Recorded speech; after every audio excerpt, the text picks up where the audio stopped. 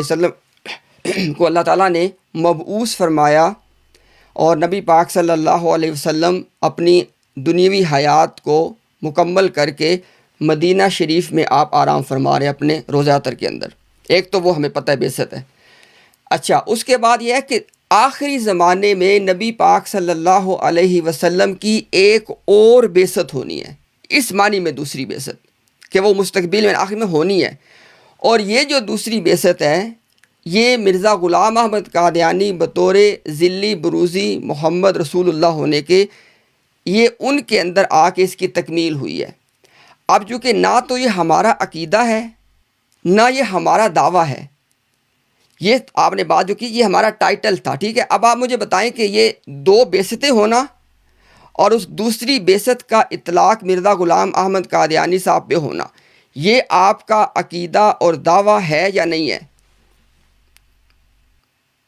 جی ٹھیک ہے. اصل میں میرا ذاتی طور پر کوئی اپنی طرف سے کوئی دعویٰ سٹیٹ کرنا اس کی کوئی اہمیت نہیں ہے. میں وہ مانتا ہوں جو مسیح موعود علیہ السلام کی کتابوں میں لکھا ہوا ہے. اگر ہم مختلف جگہ پر اس دعوے کو دیکھیں تو ہمیں مل جاتا ہے، ورنہ ایک غلطی کا ازالہ کے اندر وہ سٹیٹمنٹ کی طرح وہ 10-12 صفحات کے اندر وہ بات کی وضاحت کر دی گئی ہے کہ فنا پھر رسول اور صدیقیت کی کھڑکی، اور اس میں محمد اور احمد نام ہونا، وہ آپ اگر آپ کا مطالعہ ہے تو آپ جانتے ہیں میں کس بارے میں بات کر رہا ہوں. تو جو مسیح موعود علیہ السلام نے سٹیٹ کیا ہے اس کو میں مانتا ہوں، اس کو میں درست سمجھتا ہوں. اس میں اگر آپ کو کوئی اور اشکال ہے، الگ سے مجھے کوئی دعویٰ فارمولیٹ کرنے کی ضرورت نہیں ہے. جو لکھا ہے سچ لکھا ہے، میں اس کو درست مانتا ہوں. ٹھیک، جو کچھ انہوں نے سٹیٹ کیا ہے آپ ذرا اس کو اپنے دعوے کے الفاظ میں ایک سٹیٹمنٹ کی فارم میں بیان کر دیں. اچھا، وہ تو ایک غلطی کا ازالہ میں لکھا ہوا ہے نا، تو اگر آپ کہتے ہیں تو اسے میں پڑھ دیتا ہوں. وہ عبارت تو وہاں لکھی ہوئی ہے، وہ آپ کے پاس بھی ہے، میرے پاس بھی ہے. اگر پبلک کے لیے کہتے ہیں کہ پڑھنا ضروری ہے تو اس کو میں پڑھ کے بھی سنا سکتا ہوں. میں اس میں ایک ذرا بات کی میں آپ سے یہ کہہ رہا ہوں کہ ایک غلطی کا ازالہ جو ہے اس میں دونوں چیزیں ہیں. آپ بھی جانتے ہیں وہ جو 10 صفحات ہیں نا اردو کے، اس میں دونوں چیزیں ہیں. اس میں ان کا دعویٰ بھی ہے، دعوے کی تفصیلات بھی ہیں، دعوے کے دلائل بھی ہیں.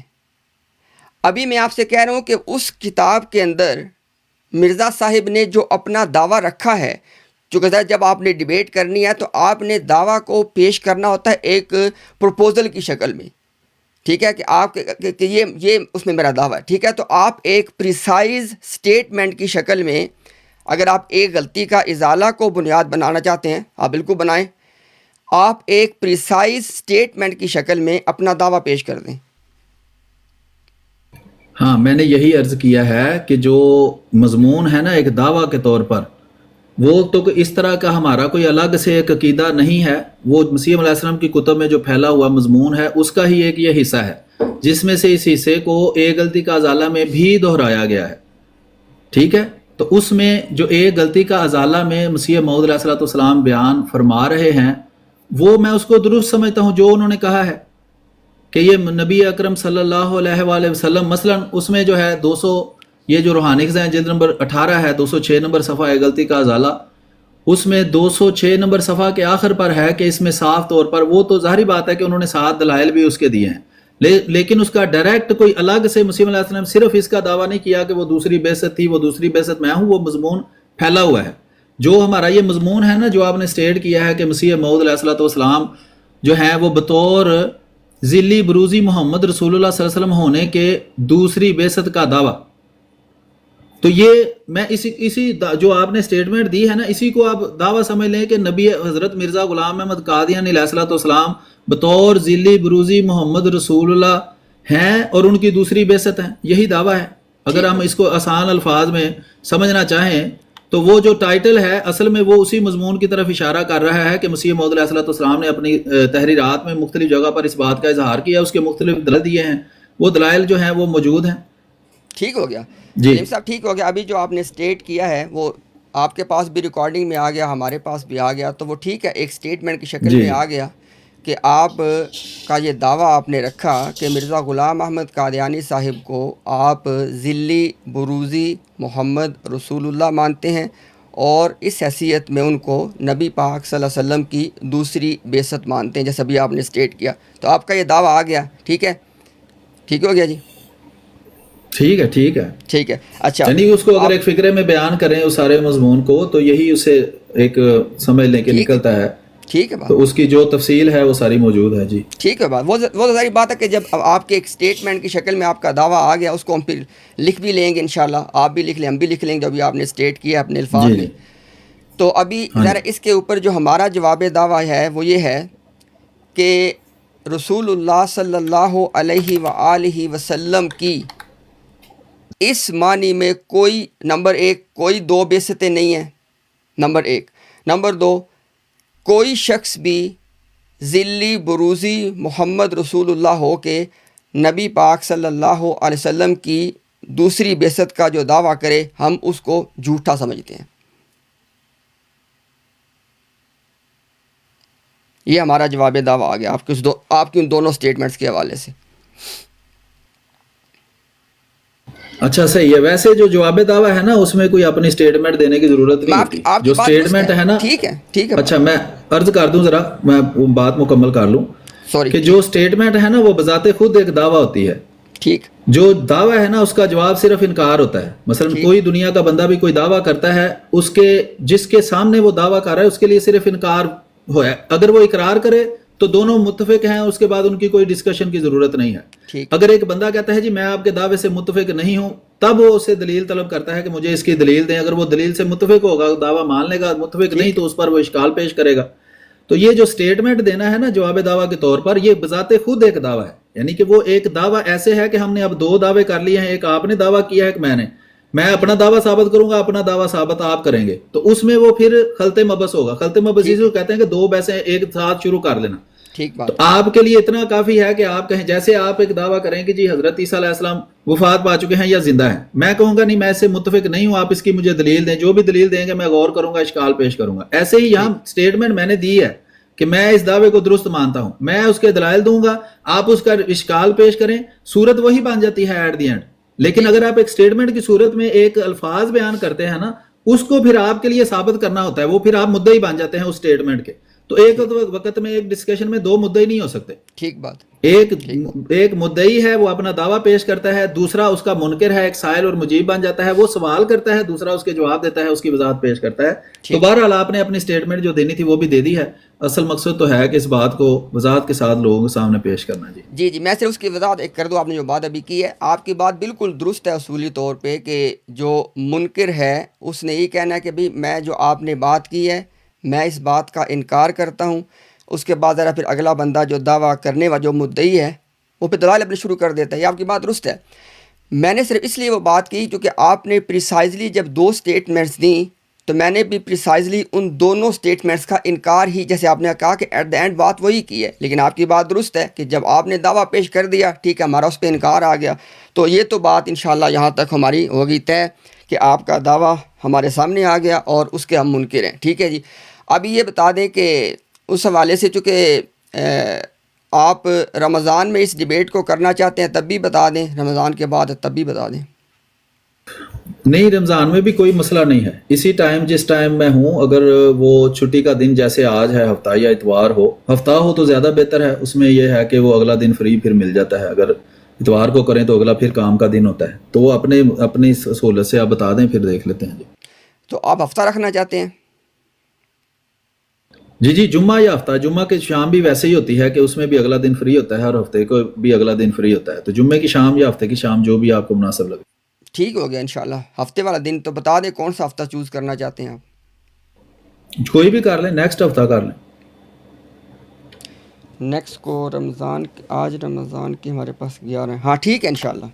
ٹھیک ہو گیا جی. یہی یعنی جو ڈیٹ کیا بن رہی ہے اس کو بھی ریکارڈ میں لے آتے ہیں. نیکسٹ ہفتہ ہے 7 کو. ٹھیک ہے, 7 تاریخ ہفتے والے دن. اور اچھا ٹائم کے حوالے سے چونکہ ہمارے پاس نا تھوڑا ٹائم ہو جاتا ہے کلوز, چونکہ فجر کا ٹائم بھی بالکل اس کے تھوڑے پہلے ہمارا ختم ہوا ہے, تو اس کو نا ہم صرف ٹائم کو 1 گھنٹہ آگے کر لیتے ہیں, بجائے 8 PM کے 9 PM کرتے. ٹھیک ہے. ٹھیک ہے, یعنی کہ 9 بجے شام UK ٹائم. ہاں جی انشاءاللہ، یعنی کہ 7 مارچ کو 9 PM UK ٹائم پہ. ٹھیک ہے. ٹھیک ہے جی. اور اس کے علاوہ اگر آپ کے ذہن میں کوئی بات ہے تو آپ کر سکتے ہیں. کوئی مسلمات آپ اپنی طے کرنا چاہتے ہیں؟ قرآن اور سنت اور علماء امت کو آپ کس صورتحال میں دیکھتے ہیں، وہ بھی ذرا بتا دیں. وہ سلیم صاحب آپ کے ہمارے چونکہ جب 3 ڈیبیٹس ہماری ہوئی تھی نا، آپ کو یاد ہے ہم نے مسلمات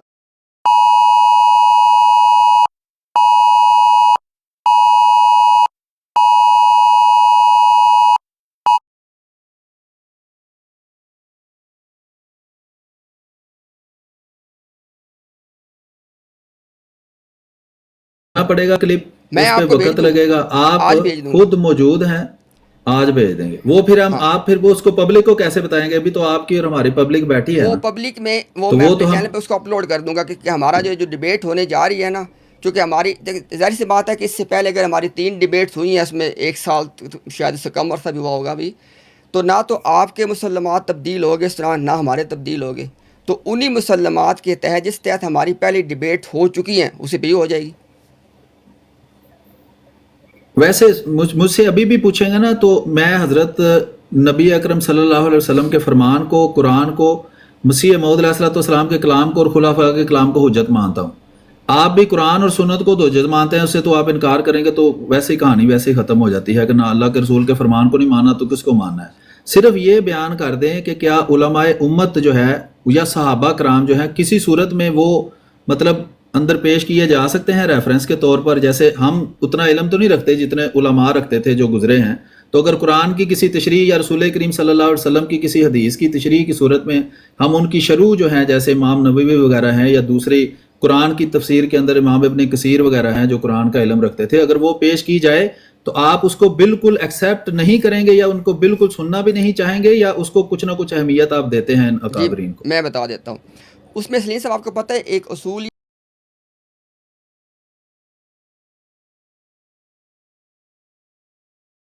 اس کی 2 ہی امکانات ہوتے ہیں.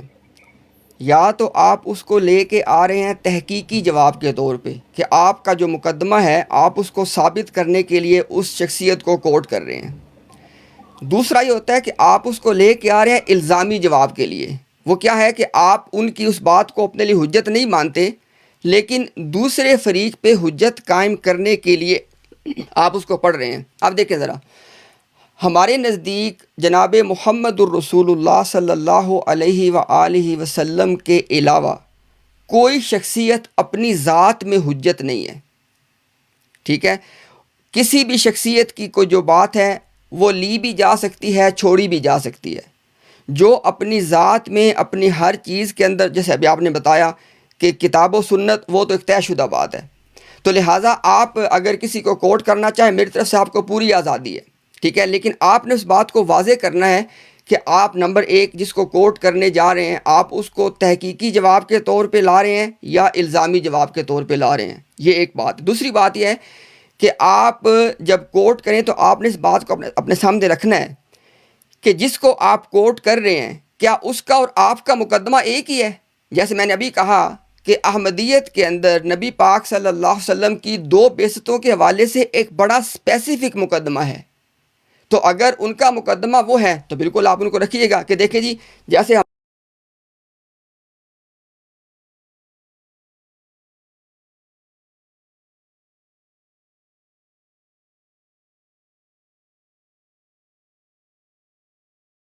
کو اگلا بندہ جب اس کو ریبٹ کرے گا تو اس کو بتاؤ. اور آخری بات یہ میں نے آپ کو جو پہلے میں نے آپ کو بتا دی ہے کہ اپنی ذات میں مستقل جو حجت ہیں وہ صرف رسول اللہ صلی اللہ علیہ وسلم کی مبارک ذات ہے، اس کے علاوہ کوئی انسان نہیں ہے. اچھا، یہ جو ٹھیک ہے وہ میں آپ کی بات سمجھ گیا ہوں. اس میں جو یہ ٹرم آپ استعمال کر رہے ہیں اصطلاح حجت، تو اس میں صحابہ کرام جو ہیں وہ نبی اکرم صلی اللہ علیہ وسلم جیسا تو کوئی بھی نہیں ہے نا، ان جیسی حجت اور کوئی نہیں ہے. جیسے قرآن جیسی حجت ہماری ذاتی میری ذاتی رائے میں تو خود حدیث بھی نہیں ہے، کیونکہ حدیث کا بھی وہ لیول نہیں ہے جو قرآن کا ہے. دونوں کی جو حجت کا لیول ہے وہ ایک نہیں ہے. حدیث جو ہے وہ باللفظ نہیں ہے، قرآن باللفظ ہے. قرآن خالص اللہ تعالیٰ کا کلام ہے حرف حرف، لیکن حدیث حرف حرف رسول اللہ صلی اللہ علیہ وسلم کا کلام نہیں ہے. ایسے ہی صرف صحابہ کے بارے میں آپ بتا دیں کہ باقی علماء کو تو چلو ٹھیک ہے، ہم بھی کہتے ہیں کہ نہیں ان کی بات جو ہے وہ ہم قرآن پر پیش کریں گے، ٹھیک ہے تو مانیں گے، نہیں ٹھیک تو نہیں مانیں گے بھائی. لیکن صحابہ کی حجت کا لیول باقی علماء امت جو ہیں اس کے ان صحابہ کے علاوہ جو بھی ہو، اس کا نام جو بھی ہو، ٹائٹل جو بھی ہو، جتنے مرضی اس کے فالوور ہوں، صرف صحابہ کی حجت کا لیول نبی اکرم صلی اللہ علیہ وسلم کے ساتھ ہم نہیں ملاتے.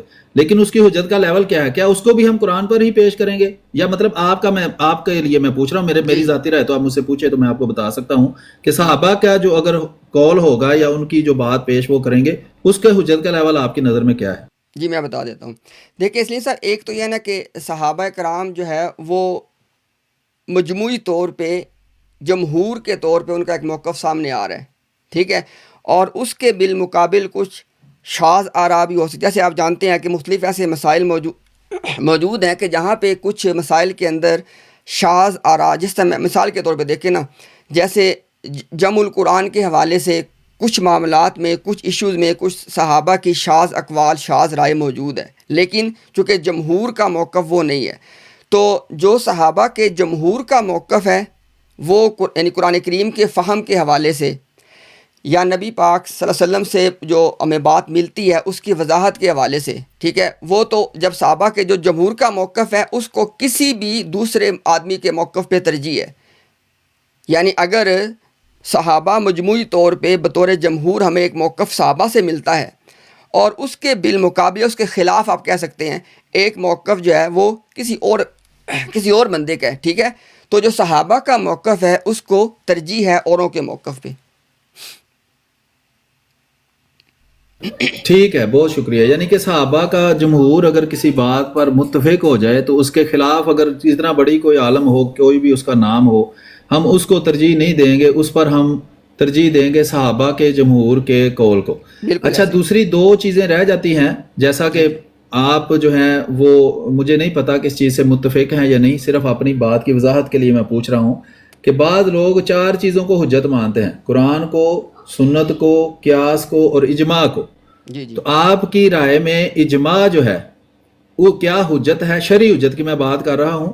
ابھی وہ حجت کی وہی اصطلاح ہے جس سے ہم کسی عقیدے کو، کسی چیز کو ثابت کر سکتے ہیں، جیسے قرآن سے، جیسے رسول کریم صلی اللہ علیہ وسلم کے فرمان سے.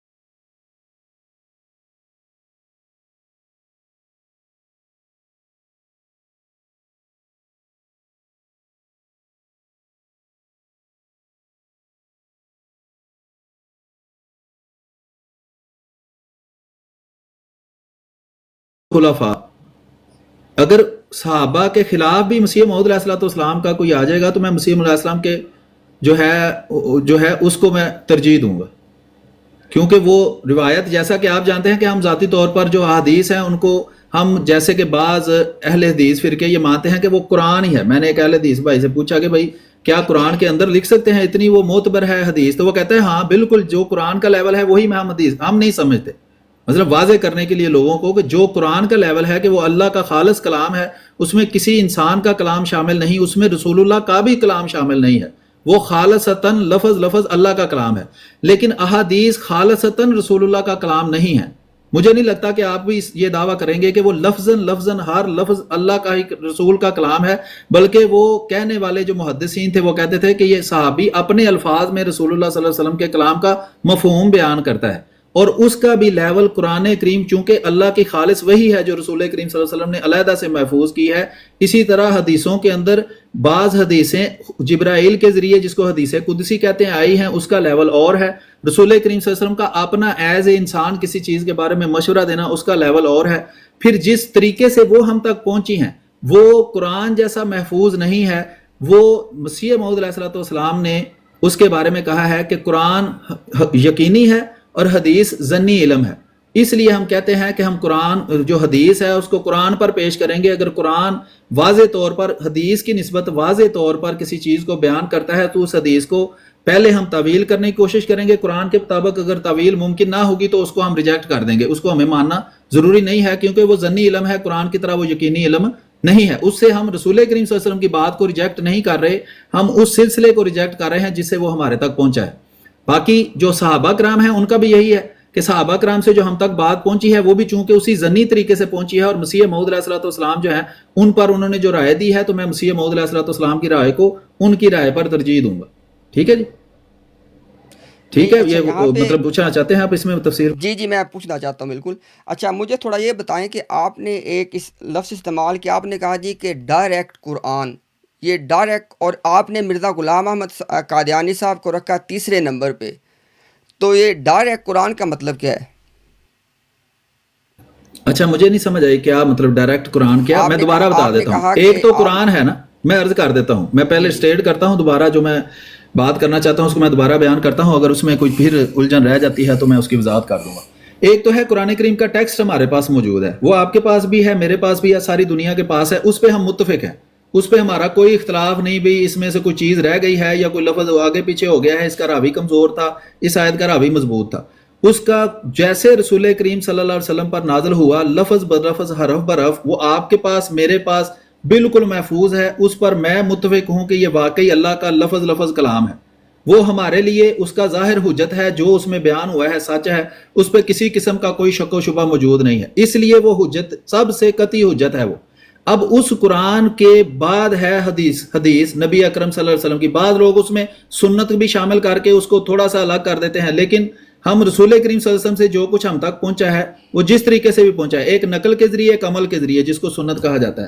ہم چونکہ ابھی نقل پر زیادہ بات کر رہے ہیں تو وہ اس قدر محفوظ نہیں ہے جیسا قرآن محفوظ ہے، تو اس لیے وہ ظن کا درجہ رکھتا ہے، اور اس کو ہم قرآن پر پیش کریں گے کیونکہ وہ اس سے زیادہ نسبتاً حق طریقے سے، حجت طریقے سے ہم تک پہنچا ہے.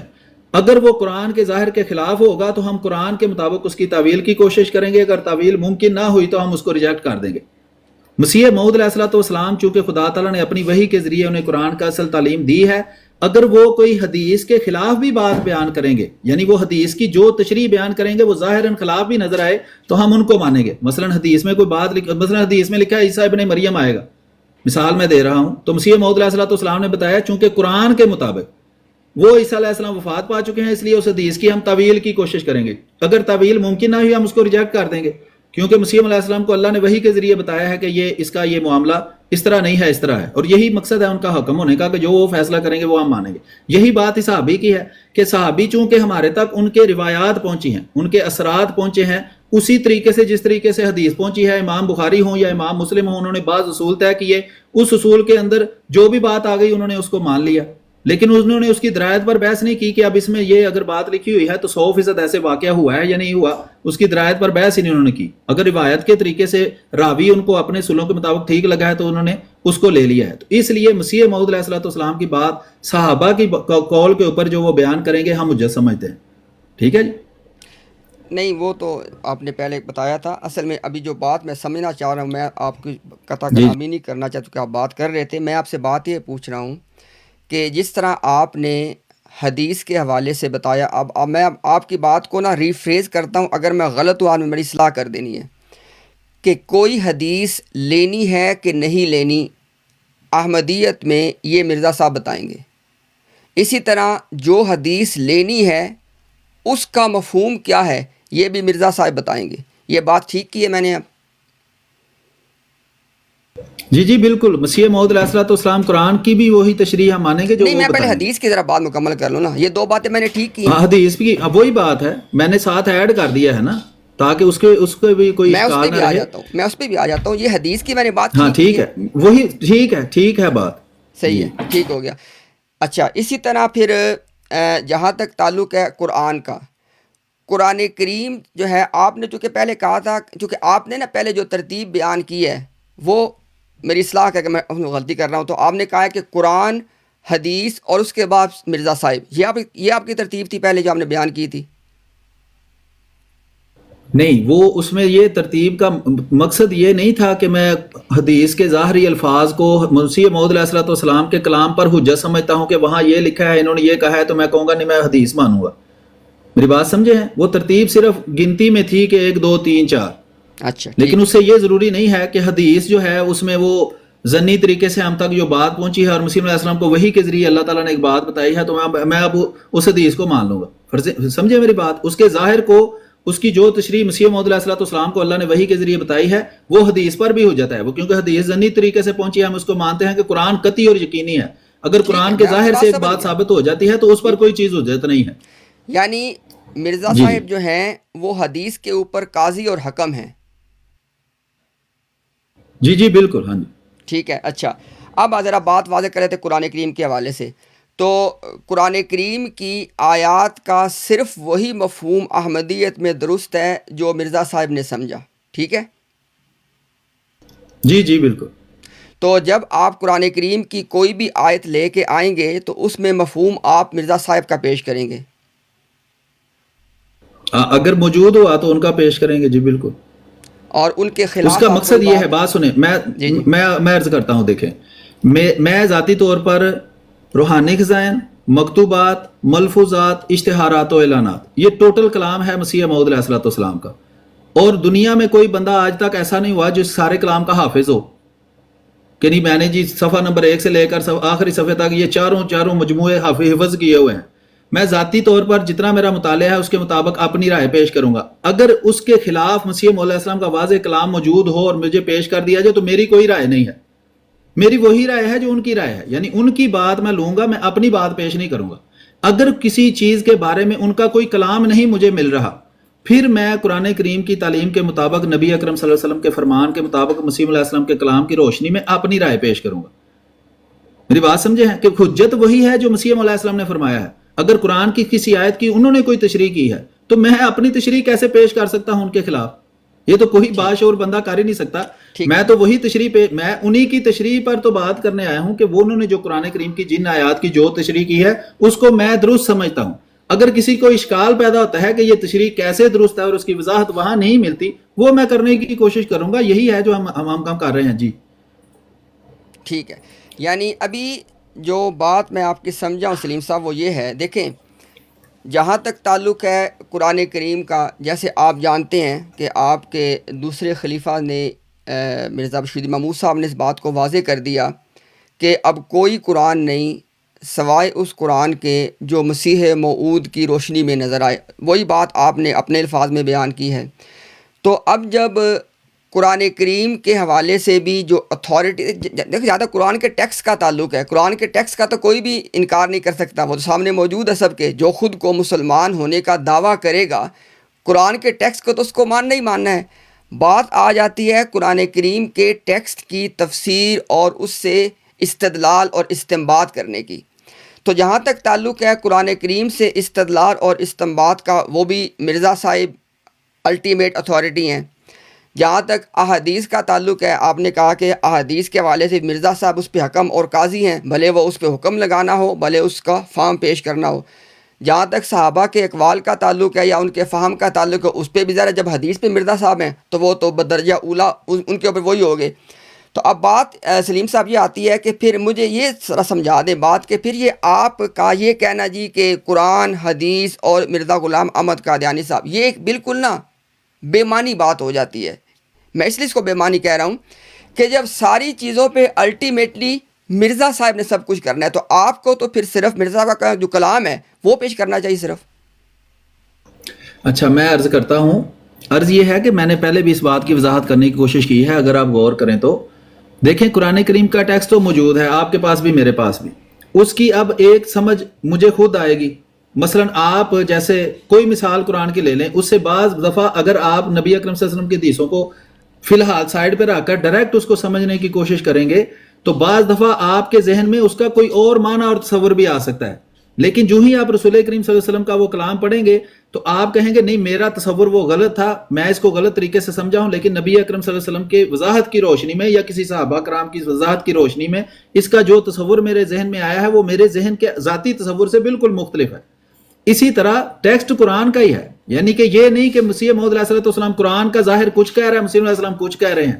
مسیح موعود علیہ السلام نے بھی جو اپنے دعوی ہیں، ان کے جو بھی اس کے علاوہ بھی دعوی ہیں، اس کے لیے قرآن کو ہی پیش کیا ہے، اپنی وحی اور قرآن. بعض دفعہ لوگ کہہ دیتے ہیں، جو انہوں نے کہا جی میری وحی پہ جو پوری آئے گی وہی میں حدیث مانوں گا، حالانکہ انہوں نے کہا ہے میری وحی اور قرآن.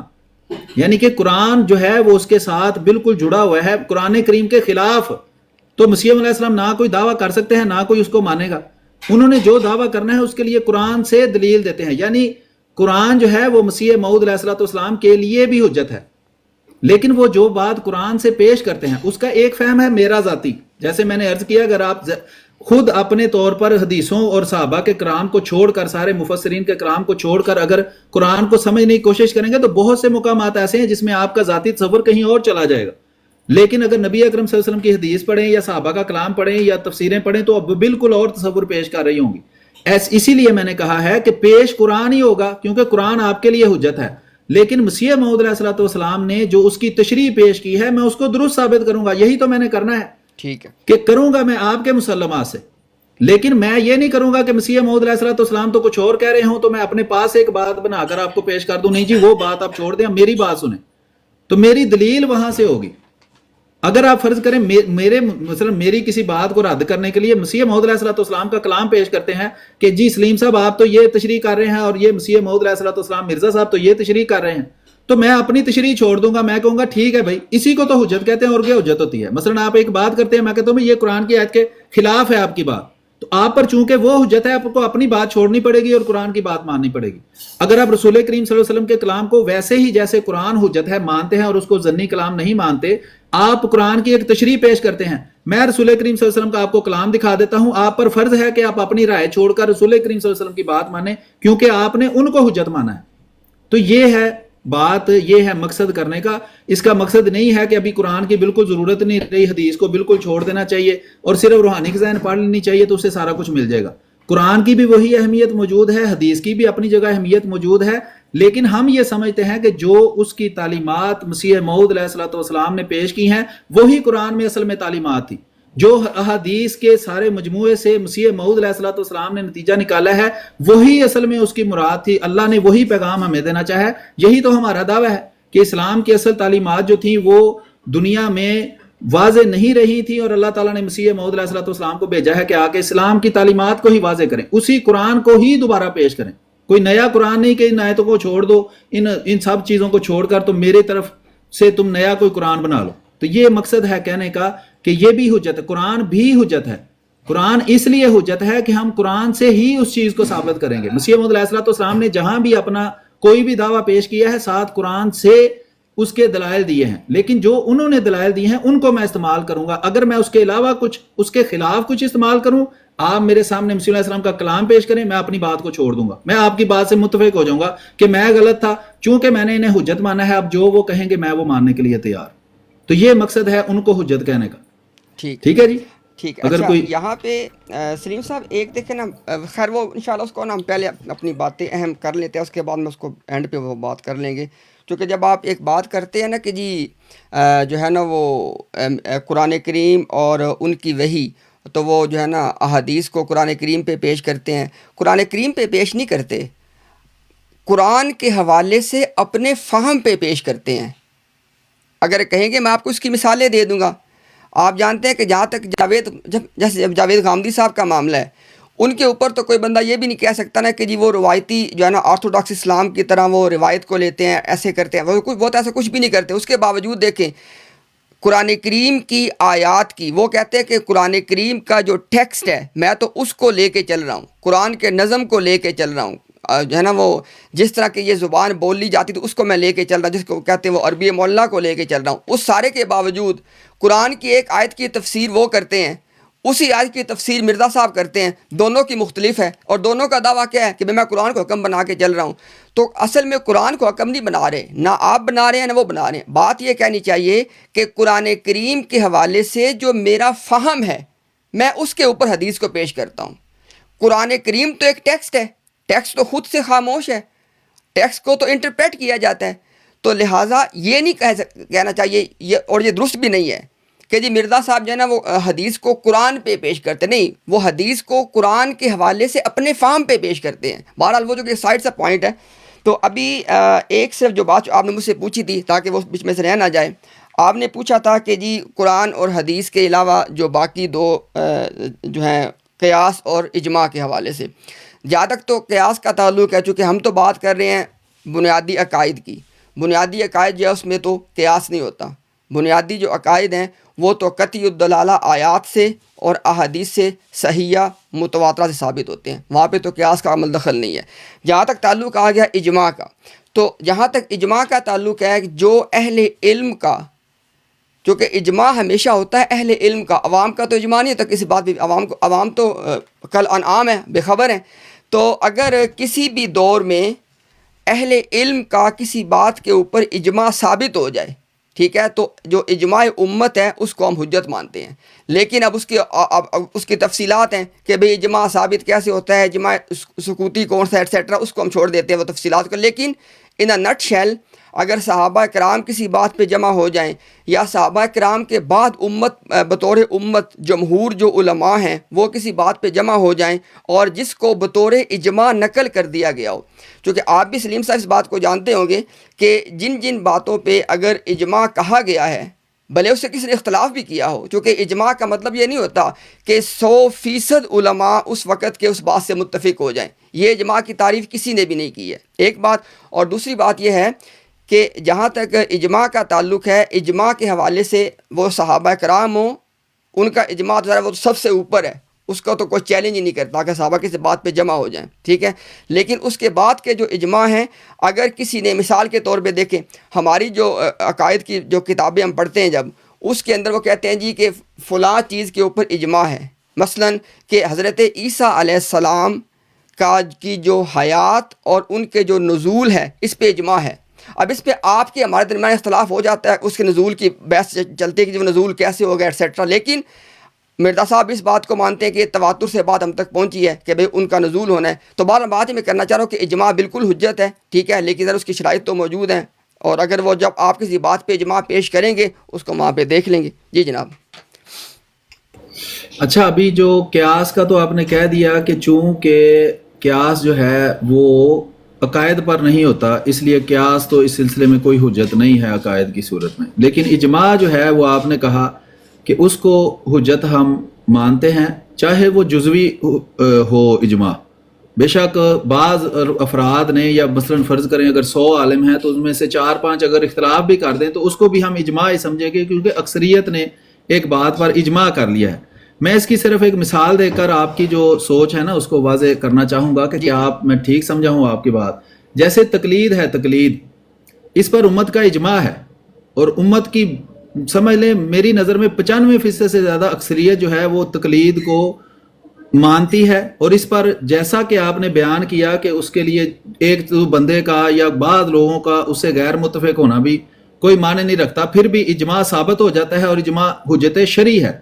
اب کیا آپ اس تقلید کو اپنے ہی اصول کے مطابق اجماع کے تحت حجت شرعی مانتے ہوئے اجماع کو، تقلید کو آپ کوئی دین کا حصہ مانتے ہیں یا نہیں مانتے؟ اگر مانتے ہیں یا نہیں مانتے تو اس کی وضاحت کر دیں، پھر کیسے مجھے سمجھ آیا کہ آپ نے جو اجماع کی تعریف بیان کی ہے اس کے مطابق مجھے پھر وہ کلیئر کر دیں کہ بھئی چونکہ یہ تقلید اکثریت مانتی بھی ہے، اس پہ آپ کے ہی تعریف کے مطابق اجماع بھی ہو چکا ہے، لیکن میں اس کو نہیں مانتا دین کا حصہ کیونکہ اجماع کی یہ تعریف کے فلانے حصے کے خلاف ہے. یعنی تھوڑا کلیئر کر دیں گے پھر مجھے آپ کی اجماع کی جو تعریف ہے یا اس کی وضاحت ہے وہ سمجھ آ جائے. ٹھیک. اچھا، ایک تو ذرا نا چونکہ 2 اصطلاحات کو واضح کر دیں. آپ نے کہا تقلید، ذرا تقلید کی تعریف جس کے تحت آپ نے بات کی ہے وہ ایک تو بیان کر دیں، ایک بات. اور دوسری بات جب تعریف کریں تو یہ واضح کر دیں کہ آپ کی مراد تقلید شخصی ہے یا ویسے جنرل تقلید کی آپ بات کر رہے ہیں. تو پہلے ایک تو جس تقلید کی تعریف کے تحت آپ نے مجھ سے سوال کیا، جو کہ دیکھیں ایک اصول کیا ہوتا ہے، الحکم علی شیء علی تصورہ، کہ کسی شے پہ جو حکم لگایا جاتا ہے وہ اس کے تصور یا کانسیپٹ کے مطابق ہوتا ہے.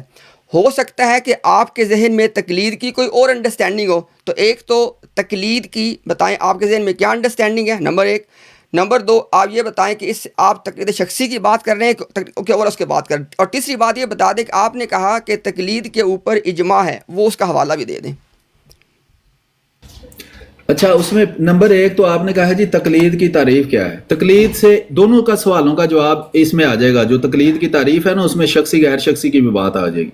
میری تقلید سے مراد یہ تقلید نہیں ہے کہ ایک بندہ، جیسے آپ نے ابھی وہ عربی کا مقولہ استعمال کیا کہ العوام کال نامی، کہ عوام کا چونکہ مطالعہ نہیں ہوتا، ان کا دین کا اتنا علم نہیں ہوتا، تو کوئی بھی عالم ہے، جیسے آپ کے پاس دین کا علم ہے، آپ قرآن سنت کو جانتے ہیں، تو ایک لا علم بندہ آپ سے کوئی سوال کرتا ہے کہ بھئی میں نماز کیسے پڑھوں، تو آپ اس کو طریقہ بتا دیتے ہیں، وہ قرآن میں جا کر یا کتاب میں جا کر نہیں پڑھے گا کہ واقعی اس نے سچ بولا ہے یا نہیں، وہ آپ کے کہنے پر آپ کو ایک عالم سمجھ کر آپ کی بات پر عمل شروع کر دے گا۔ ایک تو یہ ہے صورت تقلید کی، میں اس کی بات نہیں کر رہا، میں اس تقلید کی بات کر رہا ہوں جس کے مطابق یہ 4 سلسلے بنے ہوئے ہیں: امام ابو حنیفہ رحمہ اللہ کی تقلید، امام شافعی کی تقلید، امام مالک کی تقلید، امام احمد بن حنبل کی تقلید، جس میں وہ تقلید سے یہ مراد لیتے ہیں کہ اس تقلید میں ایک بندے کی تقلید ہم کر سکتے ہیں اور کسی کی تقلید نہیں کر سکتے۔ جیسے امام ابو حنیفہ کو ماننے والے، یہ ہمارے پاکستان میں 2 بڑے گروہ ہیں، بریلوی گروہ اور دیوبندی گروہ، جو تقلید شخصی کے، مجھے تقلید شخصی بھی آپ نے استعمال کی ہے،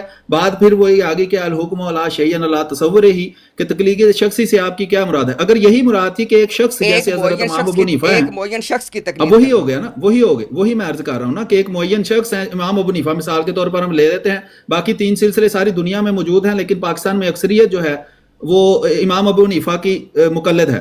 تو اب اس کے اجماع پر تو مجھے لگتا ہے سوال کر کے بھی آپ جو کہہ رہے ہیں کہ جی تیسرا آپ کا سوال تھا، 2 سوال آپ کے تھے، ایک تو تقلید کی تعریف کیا ہے، وہ میں نے سوال نمبر 2 واضح نہیں ہوا، ایک سیکنڈ جی آپ نے تقلید کی ایک تعریف تو بتا دی کہ جس طرح قرآن کریم کا نہیں، حکم ہے، میں تینوں پر تبصرہ کر لوں نا، پھر آپ اس پر صرف سوال چھوٹی سی بات ہاں کر دوں، اس کے بعد آپ کر لیجیے۔ اچھا، ہاں جی ہاں جی آپ نے جو پہلی 2 باتیں کی اس کو ذرا پہلے ایڈریس کر دینا۔ اچھا، جیسے قرآن کریم میں کیا آتا ہے، فَاسْأَلُوا أَهْلَ الذِّكْرِ إِن كُنتُمْ لَا تَعْلَمُونَ، کہ اگر تم نہیں جانتے تو ان سے پوچھ لو جو اہل ذکر ہیں، جو جاننے والے، جو علماء ہیں، ٹھیک ہے۔ تو آپ نے کہا جی کہ یہ تو ایک عام آدمی کرے گا، اور آپ نے کہا اس کی تو میں بات ہی نہیں کر رہا کہ ایک عام آدمی کسی عالم کے پاس جاتا ہے، مسئلہ پوچھتا ہے، وہ اس کے مطابق اس پہ وہ عمل کرتا ہے، ٹھیک ہے، وہ ذرا خود سے جا کے اس کی استطاعت میں کتابیں جا کے نہیں کھولتا۔ اب آپ مجھے بتا دیں کہ اس کے بالمقابل وہ کون سی تقریر جس کی آپ بات کریں وہ کون سی ہے؟ اچھا، میں نے عرض کر دیا ہے کہ ایک تو تقلید ہے کسی کی بھی تقلید، کہ ایک عام بندے سے کوئی عالم سمجھ کر کوئی سوال پوچھتا ہے اور اس پر وہ عمل شروع کر دیتا ہے، ایک تو یہ تقلید کی صورت ہے جس کو لغوی تقلید بھی کہہ سکتے ہیں۔ اس کو آپ تقلید کہہ رہے ہیں؟ اچھا، مجھے نا بات ذرا پوری کر لیں، اگر تھوڑی بات آپ کاٹیں گے نا تو پھر وہ بات کا تسلسل نہیں رہتا۔ تو مجھے بات، وہ 3 آپ نے سوال کیے ہیں، تینوں کا میں جواب دیتا ہوں، پھر آپ تسلی سے اس کے بارے میں جو وضاحت چاہیں پوچھ سکتے ہیں۔ آپ نے چونکہ پوچھا کہ تقلید کی تعریف کیا ہے، کہ آپ تقلید شخصی کہہ رہے ہیں یا عام تقلید کہہ رہے ہیں، تو جس کو دیکھیں وہ بھی آپ کی اصطلاحات ہیں، اگر آپ چاہیں تو آپ اس کی وضاحت کر سکتے ہیں کہ میری وضاحت آپ نے خود ہی بتا دیا کہ تقلید سے پہلے پوچھ لیں۔ وہ میں پوچھوں نہیں، میں ابھی بات کر رہا ہوں، میں نے عرض کیا ہے، میری بات میں بار بار کاٹے نا، مجھ سے جو میں نے بات کی ہے آپ پہلے میری عرض تو سن لیں، مجھے تبصرہ تو کر لینے دینا، تھوڑی دیر بعد اگر آپ کاٹنا شروع کر دیں نا پھر بات پوری نہیں ہوتی۔ تبصرہ اس پہ کیا کریں گے آپ؟ تو مجھے بات تو کرنے دینا، میں اگر کہوں نا بات واضح نہیں ہے، پھر بھی آپ صبر کر لیں تھوڑا سا، آپ اپنے پاس لکھ لیں، 3 سوال آپ نے پوچھے، اس پر مجھے تبصرہ کرنے دیں، پھر اس کے بعد کوئی چیز رہ جائے گی پھر آپ اس میں ایڈ کر دیں۔ آپ نے کہا کہ تقلید شخصی سے میری مراد ہے ایک بندے کی تقلید، جیسے امام ابو حنیفہ رحمۃ اللہ کی تقلید کرتے ہیں پاکستان میں جو مشہور 2 گروہ ہیں، ایک بریلوی حضرات اور ایک دیوبندی حضرات، یہ ہے تقلید شخصی۔ تقلید عام میں جو سمجھا ہوں آپ سے وہ یہ ہے، ان کے علاوہ جو بھی تقلید ہے، کسی عالم سے بندہ بات پوچھتا ہے اور اس کی بات مان کر وہ عمل کر لیتا ہے، خود تحقیق نہیں کرتا، یہ عام تقلید ہے۔ اور ایک تقلید شخصی ہے باقاعدہ وہ تقلید جس کو وہ ضروریات دین سمجھتے ہیں، کہ ایک شخص کی تقلید کرنی ہے امام ابو حنیفہ کی، اب اس نے جو بھی بات کرنی ہے ہم نے اس کی بات ماننی ہے، یہ تقلید شخصی ہے جو وہ صرف ایک بندے کی کرتے ہیں۔ اگر امام مالک نے بھی اس کے خلاف کوئی بات کی ہے تو اس کو وہ نہیں مانتے، وہ ایک ہی بندے کی بات مانتے ہیں، جو امام ابو حنیفہ کے مقلد ہیں وہ امام ابو حنیفہ کی ہی بات مانتے ہیں، یہ ہے تقلید شخصی۔ اب یہ جو اصولی تقلید ہے نا، کہ یہ چار تقلید کے جو سورس ہیں، ایک امام ابو حنیفہ ہیں، امام مالک ہیں، امام شافعی ہیں اور امام احمد بن حنبل ہیں، اس پر امت کا اجماع ہے، امت کی 90%، 95% سے زیادہ اکثریت اسی تقلید کو مانتی ہے اور اسی تقلید کے تحت وہ ان کی مقلد ہے۔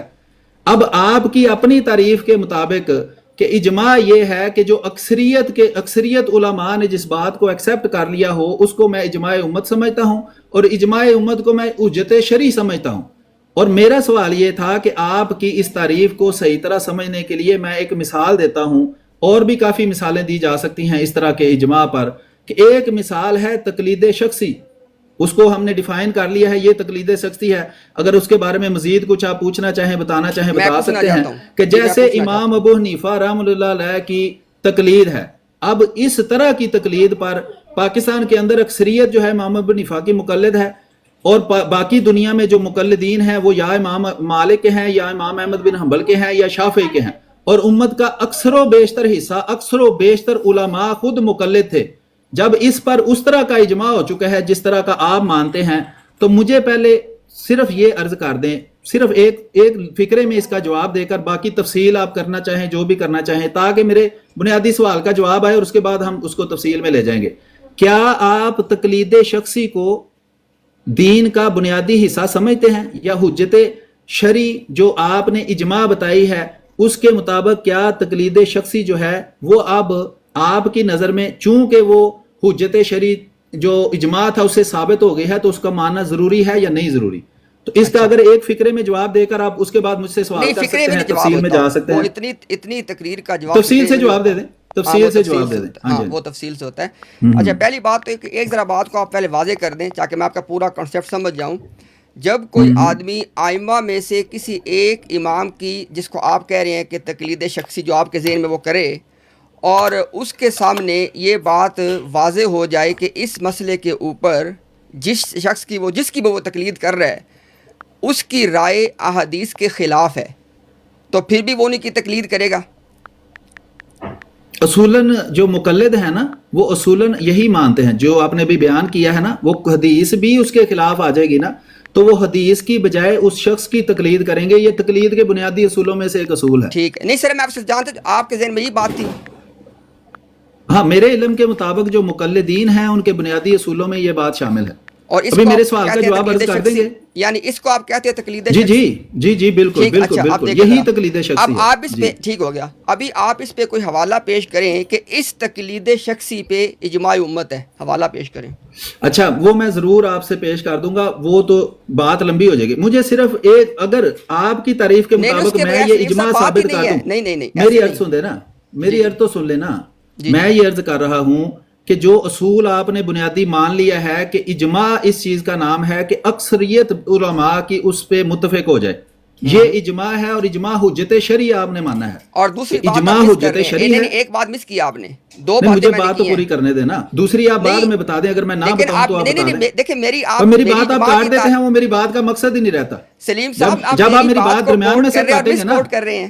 ہاں تو مجھے پوری تو کرنے دیں. ہو سکتا ہے میں وہ بات آپ کی اندر کر دوں. اب درمیان میں سے کاٹیں گے تو کیسے بات چلے گی؟ چلیں کریں. میں دوبارہ سٹیٹ کرتا ہوں اس کو، بات کی تمہید جب بندہ باندھتا ہے نا تو اس کو کہیں جا کر اس نے مکمل کرنا ہوتا ہے. اگر اندر سے کاٹ دیں گے تو وہ تمہید بھی ختم ہو جائے گی. اصل میں عرض میں کر رہا ہوں، آپ اصل میری بات کو مس کوٹ کرتے ہیں، یہ مسئلہ ہے نا. او پیارے بھائی، جب میں بات مکمل کر لوں تو کوئی آپ چلے تو نہیں کہیں گے. آپ کہہ دیں بھائی آپ نے مس کوٹ کیا ہے، لیکن اگر کاٹ دیں گے تو میری بات ختم ہوگی، پھر آپ اکیلے ہی بات کر سکتے ہیں. تو میری بات کو اندر سے کاٹے نا، برائے مہربانی. میں یہ عرض کر رہا ہوں، آپ نے اس چیز کو ایکسیپٹ کیا کہ علماء کی اکثریت جب کسی چیز پر متفق ہو جائے گی تو یہ اجماع شرعی کہلائے گا، اور اجماع شرعی سے جو بھی ثابت ہو جائے گا وہ ماننا لازمی ہے، وہ عقیدہ بن جائے گا اور اس کو ماننا لازمی ہے. آپ نے کہا کہ اجماع ہم صرف عقیدے کی صورت میں پیش کر سکتے ہیں. اگر آپ اس کو ری اسٹیٹ کرنا چاہتے ہیں ری اسٹیٹ کر لیں، ریکارڈنگ ساتھ آپ کے پاس بھی ہو رہی ہے، میرے پاس بھی ہو رہی ہے. ری اسٹیٹ کرنا چاہیں ری اسٹیٹ کر دیں. میرا سوال ہی یہ تھا، آپ سے میں نے حجت اجماع کے بارے میں پوچھا ہے، آپ نے کہا ہاں قیاس حجت شرعی نہیں ہے کیونکہ وہ عقائد کے معاملے میں بالکل یوزیبل نہیں ہے، اس کو ہم استعمال ہی نہیں کر سکتے. لیکن عقائد کے معاملے میں اجماع کو استعمال کر سکتے ہیں. اس کی تفصیل آپ نے یہ بتائی کہ اجماع اکثریت علماء کی کسی رائے پر متفق ہو جانے کا نام ہے. اسی تعریف کے تحت دوسری بات، ہاں جی دوسری بات آپ کر لیں ایڈ. ہاں کر لیں، آپ ایڈ کر دیں. ایڈ نہیں ریپیٹ کر دوں جو پہلے بھی کی ہے.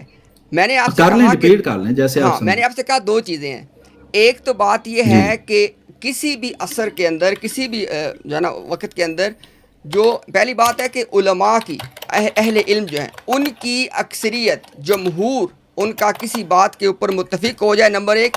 دوسرا میں نے آپ سے کہا کہ اس بات کو کتب کے اندر بطور اجماع ذکر کیا گیا ہو کہ اس بات کے اوپر اجماع ہے. میں نے اس کے ساتھ آپ کو مثال دے کے بتایا تھا عیسیٰ علیہ السلام کے حوالے سے، آپ کو یاد ہوگا. تو میں نے یہ دو باتیں کی ہیں کہ ایک تو ہے کہ علماء اس کے اوپر ایگری ہوئے اور اس چیز کو بطور اجماع کتب میں نقل کیا گیا کہ اس بات کے اوپر اجماع منعقد ہو چکا ہے. ٹھیک ہے, یہ دو باتیں میں نے کی ہیں. تو آپ صرف میری دوسری بات کو آتا میں مس کر رہے تھے. جی جناب. چلیں ابھی میں دوبارہ کر دیتا ہوں کہ آپ نے یہ کہا کہ اجماع حجت شرعی ہے.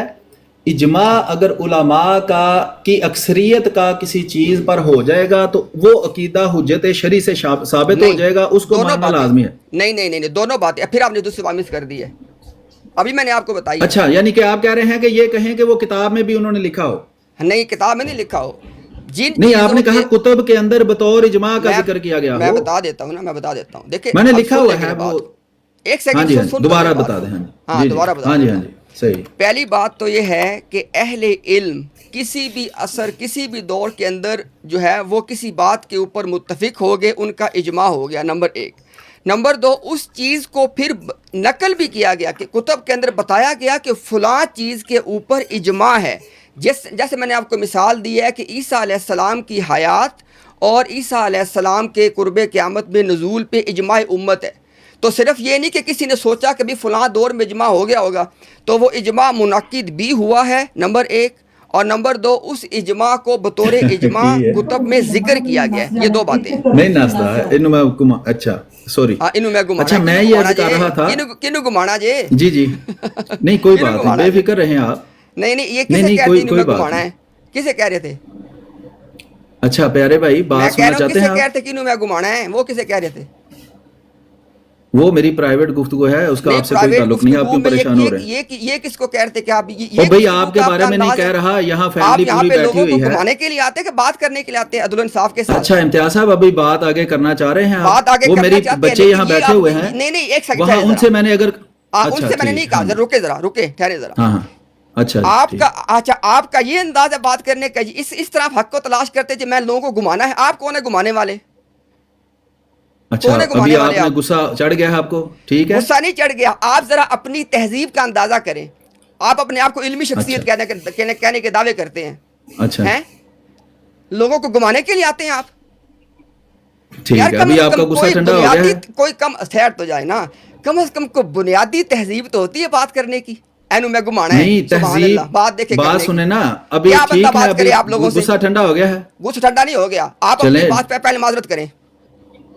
نہیں, پہلے آپ اپنی بات پر معافی مانگیں. آپ کیوں اس طرح بات سنیں نا, آپ بات سنیں. آپ نے بات کر لی ہے, ابھی آپ خاموش آ کر میری بات سنیں. نہیں, ابھی آپ نے میری بات میں نہیں بولنا. یہ کیا انداز ہے؟ پھر آپ معافی مانگے. پہلے آپ بدماشی کر رہے تھے وہاں بیٹھ کر, میں سلیم میر سے بات نہیں کروں گا کیونکہ اس نے ہمارے غالب باز علماء کی لسٹ بنائی ہوئی ہے.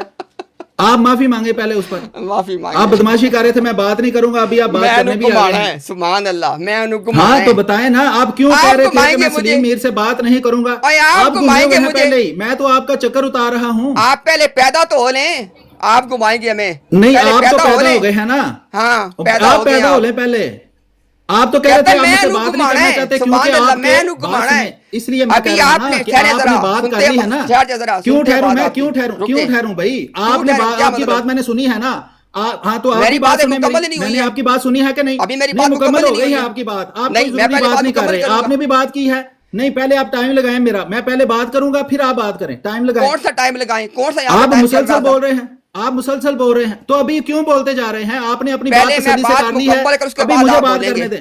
نہیں, آپ کی بات مکمل ہو گئی ہے. آپ نے ایک سٹیٹمنٹ دی ہے, میں اس پر کمنٹ کروں گا. ہاں تو آپ نے سٹیٹمنٹ دی ہے نا, آپ نے 4 دفعہ ایک بات کو دہرایا ہے. اب میں اس کی بات کروں گا. ابھی میں نے اور بات کرنی ہے. نہیں, آپ نے دے لی ہے. آپ ابھی میرے اینڈ سے آپ میوٹ ہیں. اگر آپ بول رہے ہیں نا تو ہماری طرف کوئی بندہ آپ کو نہیں سن رہا. ٹھیک ہے, اگر آپ بول رہے ہیں تو اپنی انرجی ضائع نہ کریں. ادھر کوئی بھی آپ کو نہیں سن رہا. آپ لوگ اندازہ کریں, کہنا اینو میں گھمانا ہے. یہ لوگ گفتگو کرنے آتے ہیں, کہتے ہیں علمی گفتگو کرنی ہے. بددیانتی کا ان کا اندازہ کریں ذرا.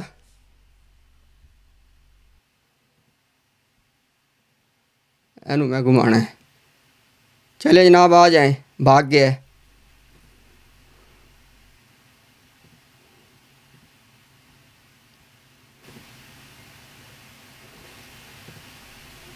اس کو ریکارڈ پہ رکھیں جی, بھاگ گیا وہ.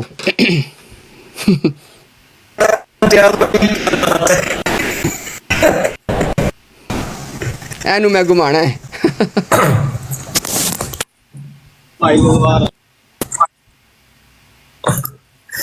نہیں آج تو امتیاز بھائی اخیر ہو گئی ہے کہ یہ یہاں مسکرے کرنے آتے ہیں امتیاز بھائی، یہ یہاں پہ ڈرامے کرنے آتے ہیں، علمی گفتگو اندازہ کا کرے یہ طریقہ ہوتا ہے؟ اندازہ کرے کہتے ہیں اینو میں گھمانا اچھا ہے. میں اچھا میں سمجھ رہا تھا کہ یہ نیچے پیچھے نا ٹک ٹک جو کر رہا ہے نا کی بورڈ کے اوپر، وہ کر رہا ہے حوالے سرچ کرنے پہ، مجھے یہ نہیں پتا پیچھے سے باتیں کرنا چل رہی ہیں کہ جی میں یہ کروں گا وہ کروں گا. بھائی تیرے سامنے بندہ بیٹھا فی البدیہہ گفتگو کر رہا ہے اور تو وہاں پہ کی بورڈ پہ حوالے نکال رہا ہے، کبھی کچھ کر رہا ہے کچھ کر رہا ہے. یہ تو ذرا تیرا معیار ہے، یہ تو تیرا علمی لیول ہے.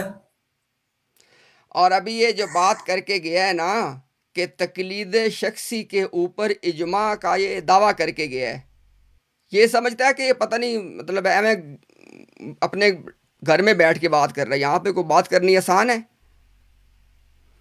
ابھی یہ کہتے ہیں کہ یہ احمدیت کے اندر وہ فرد واحد احمدی ہے جو مرزئی عقائد کے حوالے سے منافق نہیں جس کو کہا جا سکتا.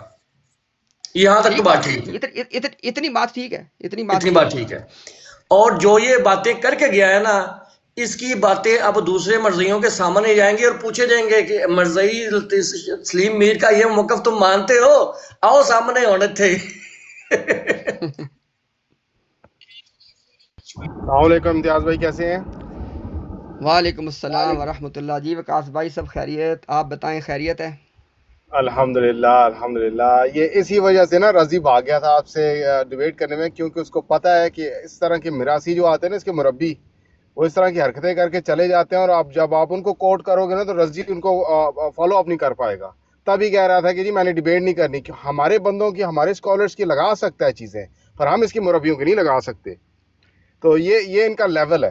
یہ میں اس کو میں لٹرلی جیسی آن آیا مجھے ایسے لگ رہا تھا جیسے کوئی میراثی بات کر رہا ہو، کوئی علمی بندہ تو ہے ہی نہیں کوئی گفتگو کرنے والا ان میں.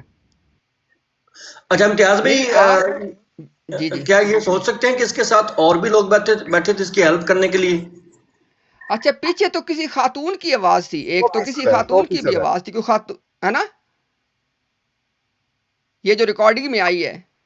ہاں جی 100% کوئی نہ کوئی ان کے پیچھے ہمیشہ بندہ بیٹھا ہوتا ہے. رضی بھی ایسے 3-4 ہو، یاد ہے 3-4 لیپ ٹاپ جو بتا رہا تھا میں کھول کے بیٹھوں، حالانکہ اس کے ساتھ بندے بیٹھے ہوئے تھے جو میں کہہ بھاگ رہا ہوں ساری دنیا کو بٹھا لے یار، ہم تو الحمدللہ یہ دیکھیں نا، یہ خالی ہاتھ بیٹھے ساری دنیا کو بٹھا لے، کوئی بات ہے؟ اور گفتگو بھی فی البدیہہ، کوئی سوچ کے نہیں، کوئی سمجھ کے نہیں، کوئی نہ فی البدیہہ گفتگو کر رہے ہیں. یہی ایک مسلمان کا ہے، جب عقیدے مضبوط ہو نا تو بندہ کھل کے بات کرتا ہے. اس طرح کی بورڈوں کے پیچھے چھپ کے لیپ ٹاپ کھول کے اس کا بھی حوالہ نکال لوں، اس کا بھی حوالہ نکال لوں، مجھے پتہ نہیں چلے گا میں کون سا حوالہ یہاں پہ نکل آئے گا. بھائی تیرا علمی لیول لگ گیا لوگوں کو پتہ یہاں پہ. اور کہہ یار رہا دیکھیں تھا نا، کہ میں نے ساری آپ روحانی خود کتابیں دیکھیں، پڑھی ہوئی ہیں. جو بندہ یہ کہہ رہا ہے اچھا میرے ساتھ تم آئے ہو ایک ڈیبیٹ کے حوالے سے علمی بات چیت کرنے، اور ساتھ تم لوگوں کو کہہ رہے کہ اینو میں گھمانا ہے، یہ تو تمہاری بددیانتی ہے، یہ تو تمہارا گھٹیا پن ہے. بھائی ایک چھوٹی سی بات ذرا کلیئر کر دیجیے گا پلیز، کہ جو ایگزٹ جی کیا جی ہے وہ اس نے ایگزٹ کیا ہے یا آپ کی طرف سے آپ نے؟ میں تو کر ہی نہیں سکتا، آپ کو پتا ہے کہ ہوسٹ ٹو ہوسٹ میں اس کو نکال ہی نہیں سکتا. تو یہ بات کلیئر ہوگی کہ انہوں نے ایگزٹ کیا ہے اس ڈیبیٹ کو. جی وہ چھوڑ کے بھاگ گئے. ان کو پتا تھا نا کہ اب جو انہوں نے یہ تقلید، ان کو یہ تھا کہ میں رینڈملی ایک بات تقلید پہ کر دوں گا تو اور بھائی اللہ کے فضل سے نا یہ ساری باتیں تو الحمدللہ یہ ادھر فنگر ٹپس کے اوپر ہے الحمدللہ ہماری. ٹھیک ہے، آج جو بات یہ کر کے گیا ہے نا کہ تقلید شخصی کے اوپر اجماع امت ہے، ٹھیک ہو گیا. اور اس نے تقلید شخصی کے بارے میں یہ بھی کہا کہ اگر صحیح حدیث بھی آ جائے، صحیح مسئلہ بھی آ جائے تو اس کے باوجود بھی تقلید کرنے، کہتا ہے اس پہ اجماع امت ہے، اس پہ کہتا ہے اجماع امت ہے. سبحان اللہ. اب یہ اجماع امت لے کے آنا.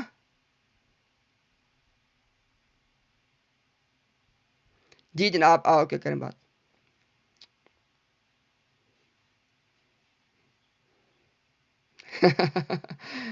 اصل میں پتہ کیا یار یہ ہوتا، یہ نا آپ سب لوگ جانتے ہیں کہ یہ لوگ آتے ہیں کہ یار امتیاز کے منہ سے کوئی ساؤنڈ بائٹ نکلے، پھر وہ رضی کو ملے، پھر وہ چینل پہ چلے، پھر وہ احمدیہ کمیونٹی کو بتایا جائے کہ بھئی یہ بندہ ڈسکریڈٹ ہو گیا، دیکھو اس نے یہ بات کر دی ہے کہ دیکھو جی اس نے تو کہا تھا کہ جو ہے نا وہ اجماع حجت ہے، اور دیکھو سبحان اللہ. یہ امتیاز بھائی کوئی ان شارٹ رضی کے اس سٹیٹمنٹ کے لیے امتیاز تو کافر ہو گیا، اس کے لیے یہ سب کچھ تگو دو کی جا رہی تھی. بس یہ ٹوٹل گیم ہے، یعنی ٹوٹل گیم یہ ہے کہ امتیاز کو ہم نے ڈسکریڈٹ کرنا ہے.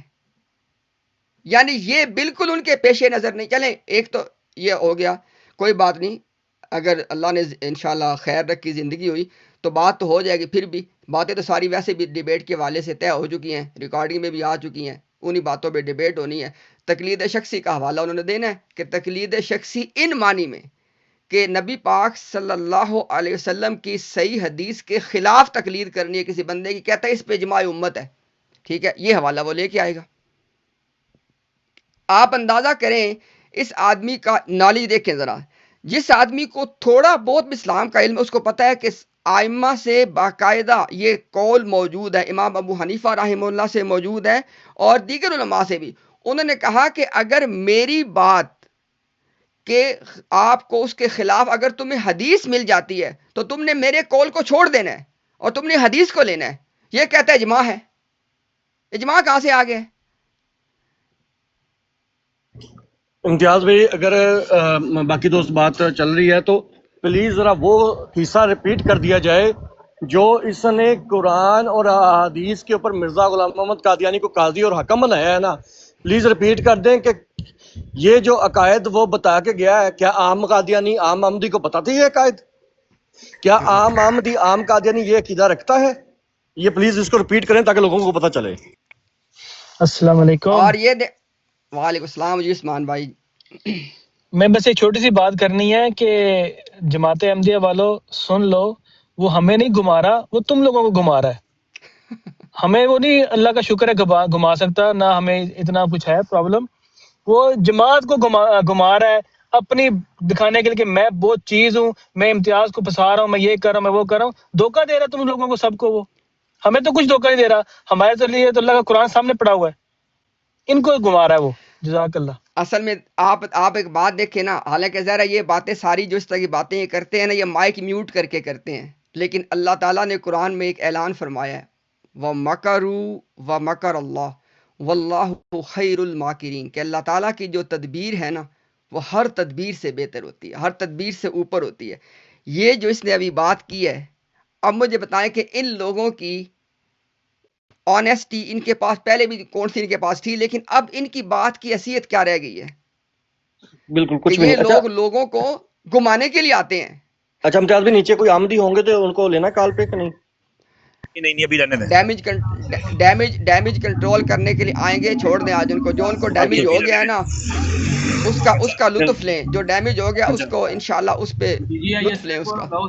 ایک دو باتیں سے ایک بات میں یہاں پہ کرنا چاہتا ہوں. دیکھیں یہ بالکل جو بوتھ چکن بھائی نے بات کی ہے نا، اس کو تھوڑا سا غور کریں اس بات پر کہ یار ان کے لیے دین بھی مذاق ہے. ان کے لیے دین کوئی وہ نہیں ہے کہ یہ کوئی چیز ہے بہت ہے. وہ دیکھیں ان کے اتنے بڑے وہ اسکالر ہیں اور وہ دین کو مذاق سمجھ رہے ہیں.